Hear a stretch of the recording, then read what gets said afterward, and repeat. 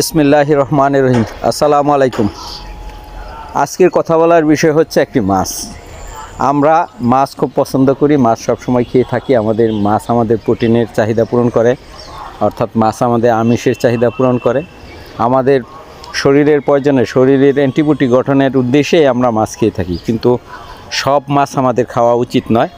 এই মাছটা হচ্ছে নদীতে বা খালে বিলে নদীতে পাওয়া যায়, খুব বেশি পাওয়া যায় এই মুহূর্তে, সব জায়গায় অ্যাভেলেবেল।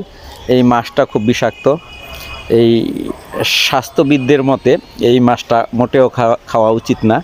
এবং এই মাছটা যে নদীতে বা যেখানে থাকে খালে বিলে, আমাদের দেশি যে মাছগুলো আছে এই মাছগুলোকে ক্ষতিগ্রস্ত করে, এবং এই দেশি মাছগুলোকে ওরা মেরে ফেলে, এবং দেশি মাছের এতে প্রজনন নষ্ট হয়, এবং আমাদের আমিষের সোর্স মাছ, দেশি মাছ, এই দেশি মাছ আমাদের নষ্ট হচ্ছে। এই জন্য স্বাস্থ্যবিদদের মতে এই মাছগুলা নিধন করা খুবই প্রয়োজন। আমরা অনেকে মনে করি খুবই সুন্দর মাছ, আসলে এই মাছটা হচ্ছে সৌন্দর্যের জন্য অ্যাকোরিয়ামে পালন করা হয়, সৌন্দর্যের জন্য, শুধু খাওয়ার জন্য না।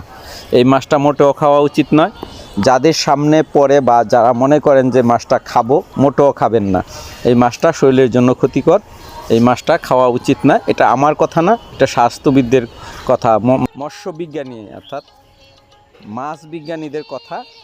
এটা খাওয়া যাবে না, এটা খুবই বিষাক্ত মাছ। আজকের মতো এখানেই থাক। আল্লাহ হাফেজ।